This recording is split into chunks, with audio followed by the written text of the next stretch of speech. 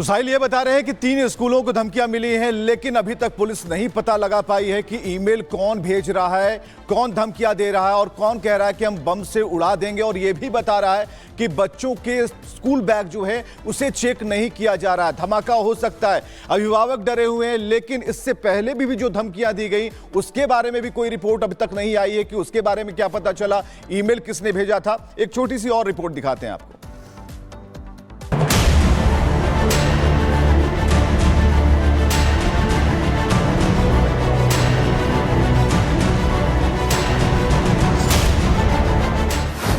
धमकी पर धमकी, धमकी पर धमकी।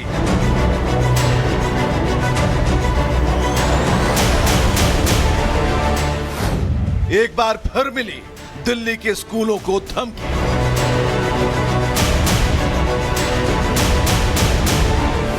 बम से उड़ाने की मिली धमकी। दिल्ली को दहलाने की मिली धमकी। अब तो हद ही हो गई है।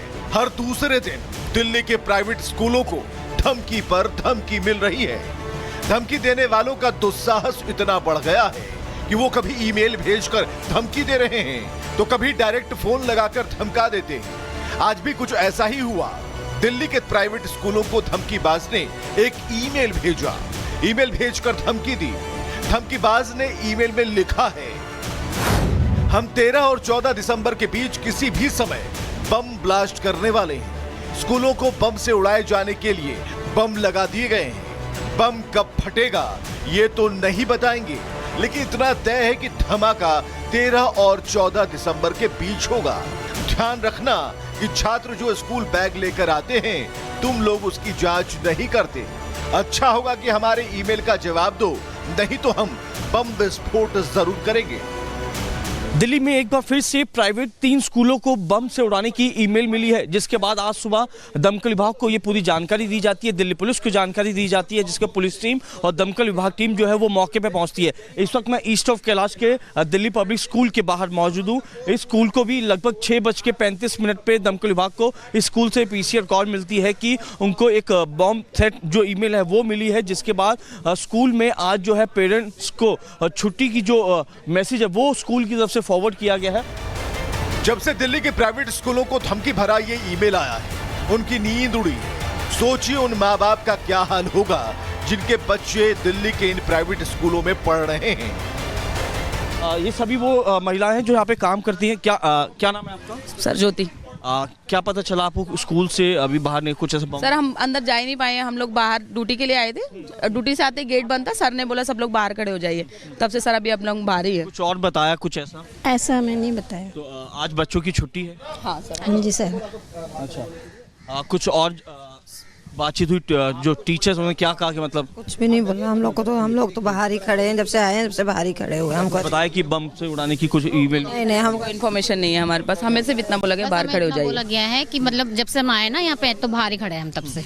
बिल्कुल, ये तमाम जो महिलाएं हैं ये स्कूल में काम करती हैं। इसके अलावा मैं एक और तस्वीर दिखाना चाहूँगा। दिल्ली पुलिस का जो बॉम्ब डिस्पोजल टीम है वो भी यहाँ पर पहुँची हुई है। लगातार जो स्कूल में सर्च ऑपरेशन है वो जारी है। इसके अलावा दमकल विभाग की जो एक गाड़ी है वो भी मौके पे जो है तैनात की गई है, स्टैंड बाय पे रखी गई है। दरअसल आपको बता दें, पहली कॉल जो है सुबह 4:23 पे जो कॉल मिलती है वो पहली कॉल भटनागर इंटरनेशनल स्कूल से मिलती है कि स्कूल के अंदर बम होने की कॉल है, जिसके बाद जो है सभी स्कूलों के अंदर जो 3 स्कूल चिन्हित किए गए हैं उनको तरफ से जो है छुट्टी घोषित कर दी है।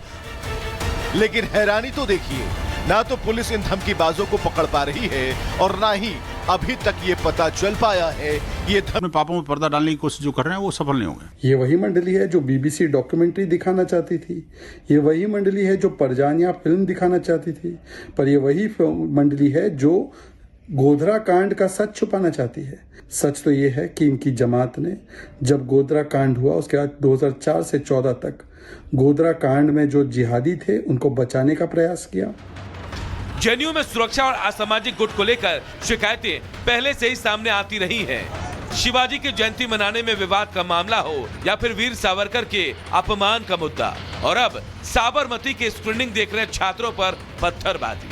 जेएनयू में एक गुट पर हमेशा से अशांति फैलाने के आरोप लगते रहे हैं। यही वजह है कि इस बार ये मामला जल्द शांत होता नहीं दिख रहा।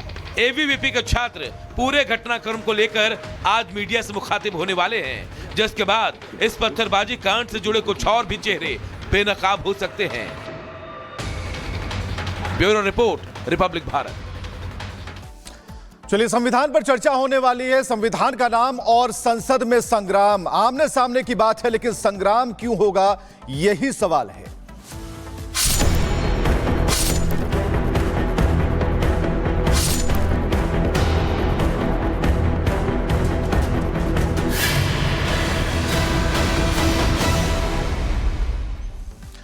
तो बड़ी बहस होने वाली है, आमने सामने की बात होगी, तर्क दिए जाएंगे, प्रधानमंत्री इसमें सामने आएंगे, प्रधानमंत्री अपनी बात रखेंगे।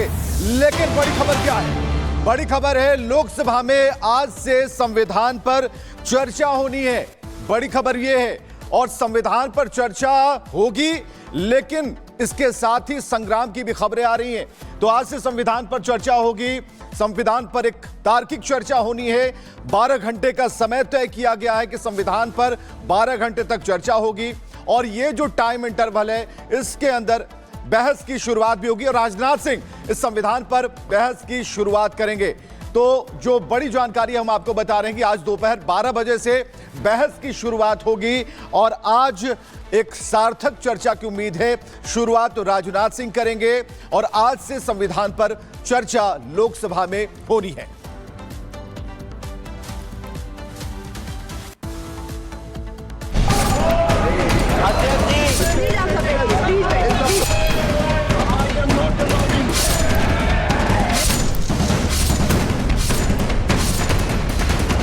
संसद का शीतकालीन सत्र और हंगामा बवाल के साथ सत्र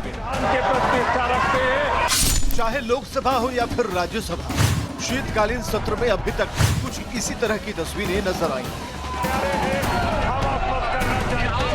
देश की सबसे बड़ी पंचायत में जनता के मुद्दे नहीं, बल्कि सियासी आरोपों की गूंज सुनाई दी।